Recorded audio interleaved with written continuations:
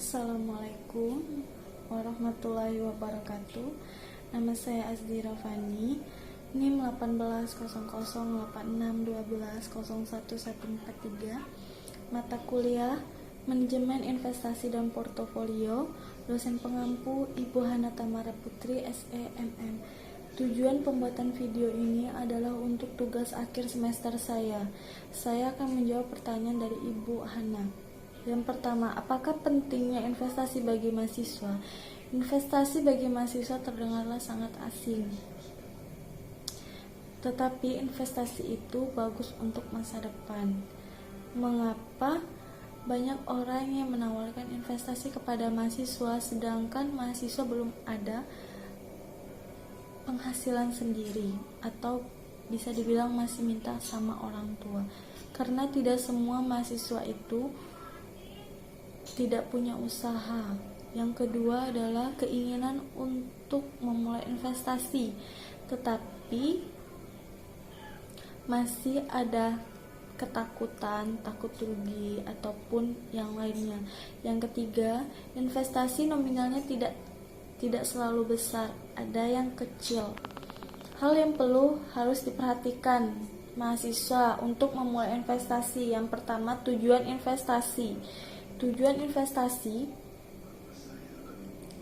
adalah maksudnya jika keuntungan kita dapat dari investasi itu untuk tabungan kah, atau untuk bayar kuliah, atau sebagiannya. Yang kedua, durasi berinvestasi. Tujuan durasi untuk berinvestasi. Yang ketiga adalah mengenal produk investasi. Mengenal produk investasi itu sebelum kita berinvestasi, kita harus tahu mana yang cocok untuk kita, seperti emas kah, atau saham kah, atau reksadana kah. Yang keempat adalah mengalokasikan dana sesuai kebutuhan.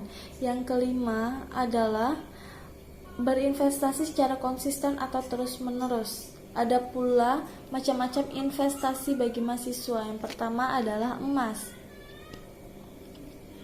Emas adalah investasi yang sangat mudah dipahami dan dipelajari, dan minim sekali risiko kerugiannya. Emas ini cocok untuk investasi jangka panjang. Jangka panjang kurun waktu 2 tahun, 3 tahun, atau seterusnya. Jika kita menjual emas dalam jangka waktu 2 tahun, kita akan mendapatkan keuntungan, ataupun sebaliknya, jika kita membeli emas dan menjualnya dalam kurun waktu kurang dari 1 tahun, kita akan mendapatkan kerugian atau fluktuasi. Emas yang cocok untuk berinvestasi adalah emas batang atau emas antam, dikarenakan tidak ada potongan di saat kita menjual. Jika kita membeli emas perhiasan, ada potongan bila kita menjual emas tersebut. Yang kedua adalah saham. Saham adalah tanda kepemilikan seseorang dalam perusahaan. Saham di zaman sekarang banyak diminati karena banyaknya pengetahuan tentang saham. Saham adalah berbentuk kertas, lembaran kertas yang dikeluarkan oleh perusahaan. Semakin tinggi risiko saham, semakin tinggi pula keuntungan yang akan kita raih. Dan sebaliknya, jika semakin rendah pula risiko saham, akan semakin rendah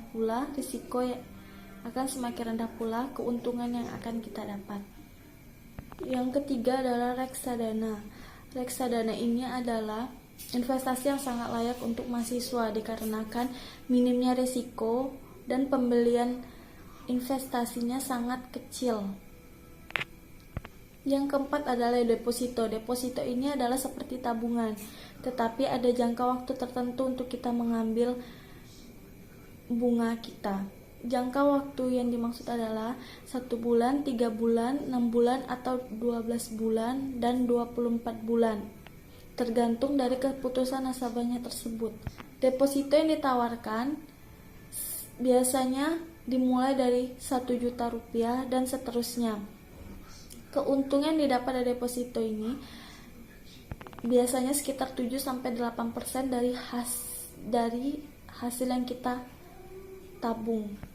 Yang keempat adalah properti. Investasi ini adalah investasi yang ada sejak dahulu kala dan mudah dipahami dari semua kalangan maupun orang tua. Investasi ini adalah minim sekali kebangkrutan. Investasi ini bersifat jangka panjang. Yang keenam adalah valuta asing. Valuta asing itu adalah perdagangan mata uang. Kita bisa membeli mata uang yakni dolar, euro, dan pound sterling. Kita bisa membelinya di saat mata uang asing itu sedang turun dan menjualnya di saat mata uang asing itu sedang naik. Dan selisih jual dan beli itu adalah keuntungan kita. Ada pula faktor-faktor yang harus kita perhatikan ketika kita akan menjual valuta asing itu. Yang pertama adalah perekonomian negara tersebut. Yang kedua adalah kondisi sosial negara tersebut. Yang ketujuh adalah asuransi. Asuransi ini adalah investasi untuk kesehatan. Jika kita sakit, kita bisa mencairkan asuransi ini. Asuransi ini biasanya di prudensial atau yang lainnya. Ada pula manfaat-manfaat investasi untuk mahasiswa, yaitu nilai aset kekayaan yang semakin meningkat. Jika kita berinvestasi, maka keuntungan yang akan kita dapat itu, jika misalnya kita berinvestasi dengan saham, jika keuntungan kita dapat itu, jika harga saham naik, kita akan mendapatkan keuntungan dari harga yang kita modal. Yang kedua adalah merdeka dalam hal keuangan. Merdeka dalam hal keuangan itu merdeka identik dengan kebebasan. Kebebasan dimaksud dalam kebebasan ini kita bisa mendapat keuntungan tanpa bekerja dan waktunya fleksibel, dimanapun kita bisa melihat grafik investasi. Yang ketiga adalah terhindar dari inflasi. Yang keempat adalah menyiapkan masa depan yang cerah. Keuntungan investasi itu bisa kita tabung. Soal nomor 2 dari Ibu Hana.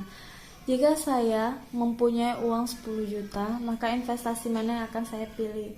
Yang pertama, saya akan memilih investasi saham. Saya akan membeli saham di BCA 2 lot setara dengan 6.500.000 rupiah. Kenapa saya membeli saham? Karena investasi saham bisa dilakukan dimanapun. Saya bisa melihat grafiknya naik atau turun dimanapun, apalagi saya mahasiswa, tanpa harus bekerja keras. Transaksi saham juga sangat mudah. Investasi saham juga transparan dan liquid. Saham memiliki sifat transparan, yaitu investor bisa melihat harga saham tersebut secara terang-terangan. Ini adanya ketentuan dari OJK, Otoritas Jasa Keuangan, adalah yang mewajibkan seluruh perusahaan yang go public harus membuat saham yang transparan, yang mudah dilihat oleh semua kalangan. Pergerakan saham juga mengikuti inflasi. Saham bisa investasi jangka panjang. Investasi saham juga sangat aman karena sudah terlindungi oleh Otoritas Jasa Keuangan atau OJK. Investasi saham juga sudah bersifat legal atau sah dalam hukum Indonesia. Tetapi kita harus waspada dengan investasi saham karena banyak juga investasi saham yang bodong. Lebih baik kita memilih investasi saham yang sudah terdaftar di Otoritas Jasa Keuangan atau OJK. Dan sisa uang itu akan saya membeli emas batang, bukan emas perhiasan. Karena jika saya membeli emas batang, yang seperti saya jelaskan tadi, saya tidak akan mendapatkan potongan ketika saya menjualnya.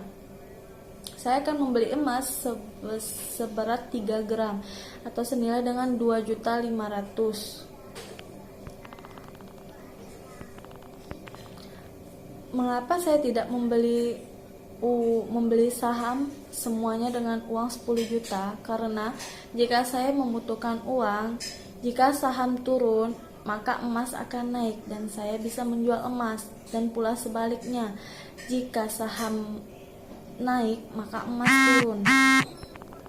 Itulah jawaban dari saya.